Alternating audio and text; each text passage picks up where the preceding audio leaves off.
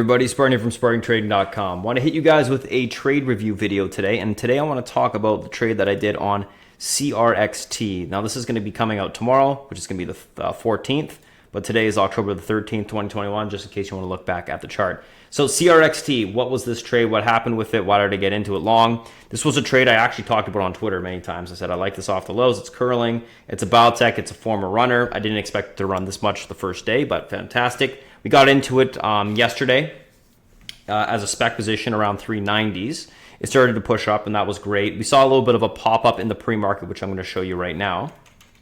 There you go. You can see a little pop-up in the pre-market. I actually ended up grabbing some more in the pre-market, which was around the 440 area. I was more than full size at this point. Well, actually, just getting above full size at this point, not like huge over. The market opened up, and I saw even more volume come in. So what I did is I added into the position that much more, and I'm going to show you actually all the executions here. So to start the day off, sold a little piece overnight, added back in full size, which was a little bit more over full size actually. Like I said, just above. Market opened up, added more, 448. You can see the pop, the green arrows down there. Sold into the first push, 470s, 450s. Bought some more at 470s, 480s, 486, etc. Sold a whole bunch at 518, 515, 512. Accidentally hit the buy button there at 524. Sold a bunch more at 517s. And we can see that it pulled back a little bit, and it started to consolidate, create a flag pattern to the upside, and then a buyer stepped back in. And at that point, ended up buying some more of this position. Sorry, that's where this is. 480 areas. End up buying more here and selling into that 5 pop. Seller on the L2 there, which is all this. Was extended to the upside, but didn't end up selling off. And when I see that type of movement, it shows me that there's momentum in the stock. It's not done just yet. It's going to have room for continuation higher. So ended up adding back into the stock around 540, selling into the pop above that 562, 562.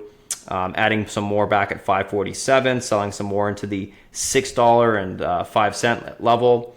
And this whole time that I'm doing this, guys, I'm keeping a core position on. So I'm not selling the entire position as it's moving.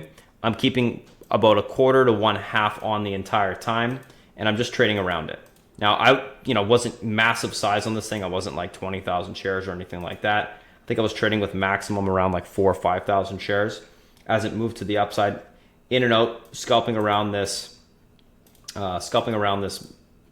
core position, and I'll show you the end of the P&L after we're done on the trade as well. But overall, basically just trading off the L2, trading off the technicals on the chart, buying when I see buyer step in, selling when I see seller step in, and you can see that I'm hitting almost the top of all these candles, which is fantastic. This end blow off candle, I noticed was a little extended at the top. So what happened here was I bought a little bit more at the 623, and I noticed that there was basically a seller that was pretty heavy around 650, 660. So I sold the majority of it there. Ended up having about 1/8 of the position left. It came back, tested the EMA support, held. I added on that little flag break to the upside, and right now I'm swinging the rest of the position. My average is around 470, stops at $5. And basically that's that. Now I'll see if we can get some more continuation on it tomorrow. I love the fact that it had extremely high relative volume today. The float was, I think, about 1.77 million. There was about 24 million shares that traded. So float rotated, what is that? 10 over 10 times, 14 times, 15 times, something like that. And because of that, I want to be in the position, watch it tomorrow. Again, not something I wanted to get super big in right out the gate, just because I didn't know there would be this much liquidity in it. And then basically I just traded around that core position in it the entire day. So one of the trades that I took today, decent, made about $6,312 on this trade alone, which, not huge, but, not small, pretty good. And, basically was just trading around that position, no stress. As long as the EMA support's held, basically I held my position, and I continue to swing this last little piece until it comes and stops me out. So that's that.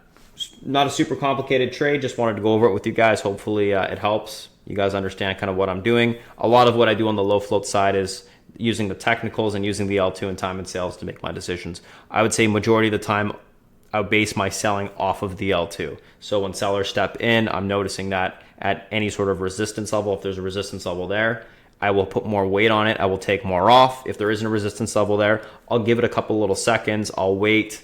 I'll take a little bit off. If I start to see the, what I like to call the ask chasing the bid, which would be a reversal of, from buying to selling, because that would be the price moving down, then I'll start to unload even more. And then eventually, if you get a full reversal, you just exit the position altogether.